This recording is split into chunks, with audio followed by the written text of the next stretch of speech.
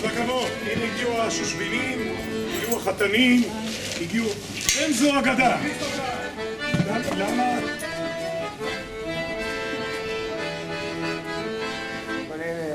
איזה יום שמח לנו היום. הכנו את החופה, הכל.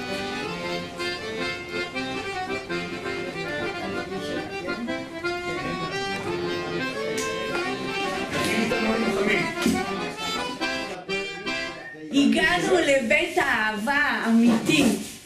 פה זו אהבת אמת לנצח. איזה יום שמח עלינו.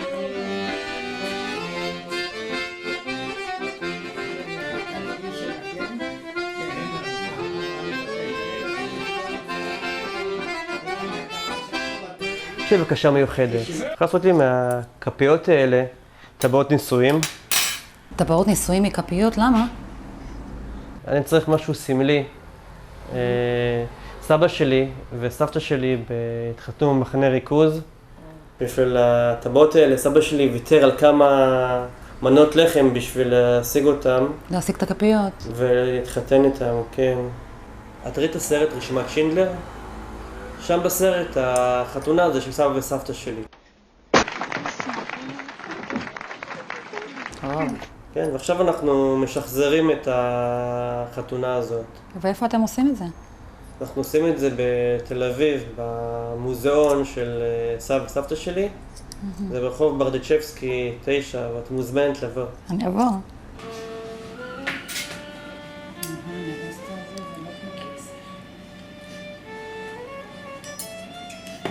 כן, נכון.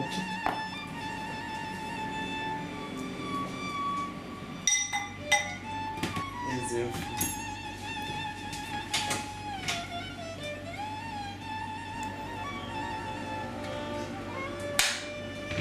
וואו. וואו, מדהים. איזה יופי. תודה רבה. סבא שלי היה חלוץ אנימציה בארץ. הוא היה גרפיקאי, סופר, משורר, ורק אחרי שהוא נפטר, גילינו שהוא היה במוסד. ואז אמא שלי ואחותה הפכו את הסטודיו שלו למוזיאון.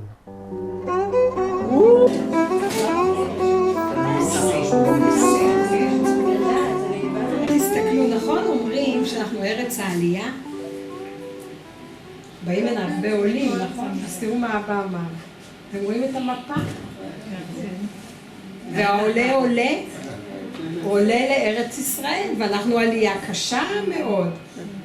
כשאתם הולכים לקנות משהו, מה אתם שואלים? כמה זה עולה? אז מה אתם מתפעלים שאחרים עולים? הוא עוד לא אמר כמה. כמה זה עולה? צריך לשאול כמה זה יורד.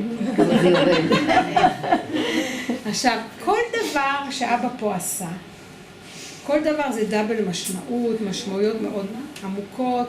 כל הציורים, אחר כך אתם יכולים להסתובב שם לראות את הציורים על השפה העברית. הוא רצה שיזכרו אותו בתור אדם עם חוש הומור. תראו איך הוא צייר את עצמו, ערום, ואמר לנו לא לשכוח תמיד לשים שני סבונים. למה אני מתרגשת היום? זה הרבה יותר מלהתרגש. לפני 70 שנה ההורים שלנו התחתנו בתוך מחנה ריכוז פלשוב בקרקוב בפולין.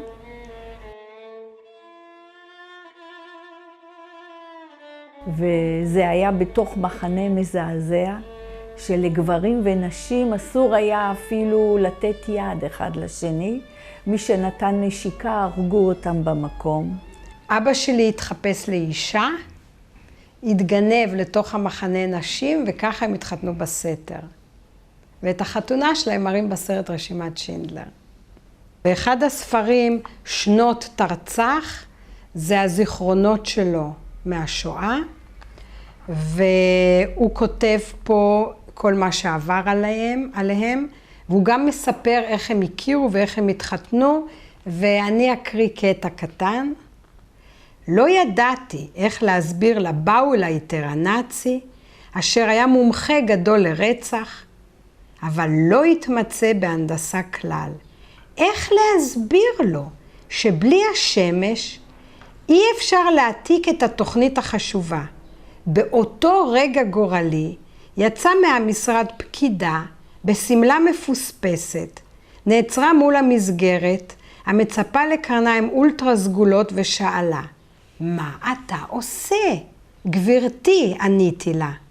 אני מחכה לשמש, והיא מסרבת לבוא אליי. אולי תואילי בטובך למלא את מקומה? כך הכרתי את אשתי רבקה. אמא כל כך אהבה את אבא, שזה בכלל קשה לתאר. עד כדי כך שבדרך לא דרך רצו להכניס אותה לרשימת שינדלר. היא אמרה, תרשמו את בעלי ברשימה, ואז מחקו אותה. אמא נשלחה לאושוויץ, ואבא היה ברשימת שינדלר.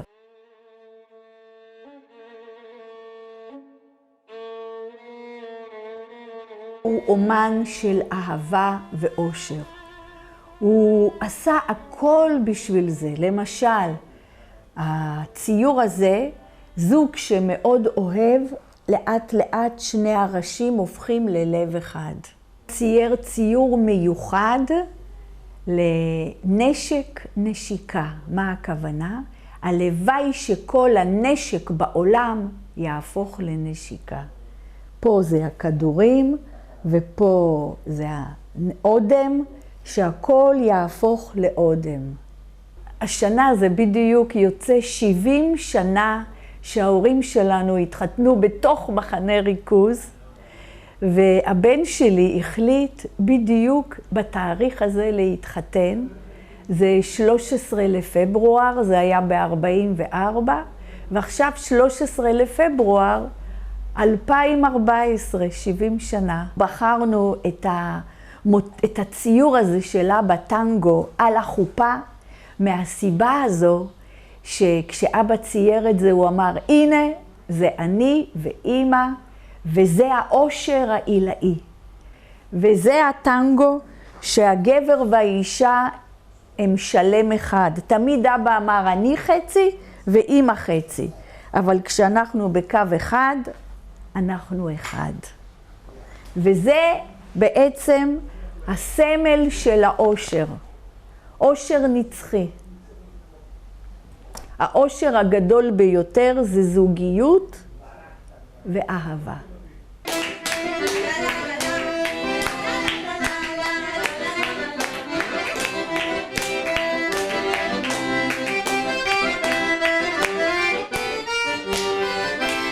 בתוך מחנה ריכוז פלשוב, אז אימא של אבא, היא הייתה הרבנית, כי כל המחנה היו רק נשים, והיא חיתנה אותם. היא נתנה את הטבעות שאבא עשה הרי מכפית, ונתנה להם דברי ברכה, קידשה אותם, ואנחנו מעבירות את זה הלאה. אני אעשה את זה, וצלילה, שתינו, אנחנו נברך את כולם.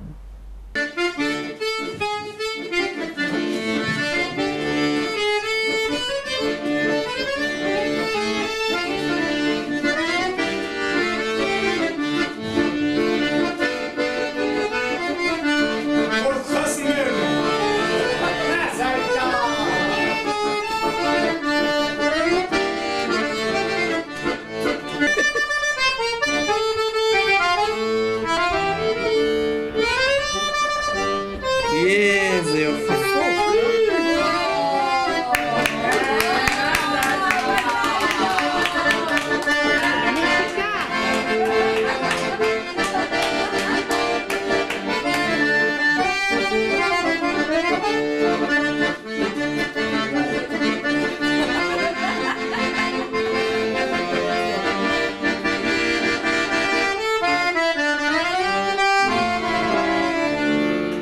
ב-14 לשני, יום אהבה לפני 70 שנים, במחנה ריכוז, פלשוב בפולין.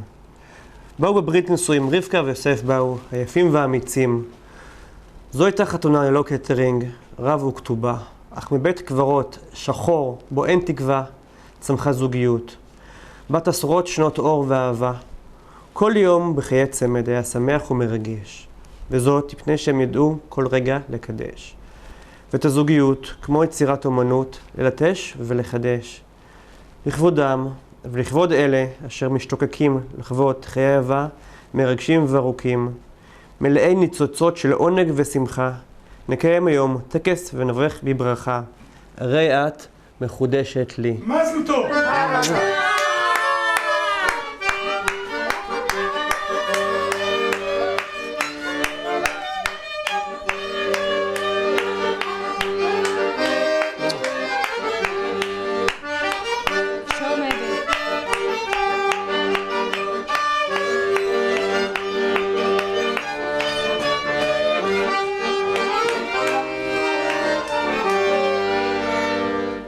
עכשיו הדסה ואני פותחות את המוזיאון בית יוסף באו גם לחתונות, לזוגות שרוצים להתחתן, לזוגות שרוצים לחדש את הנישואים שלהם, וזה כמו קמע לחיים טובים.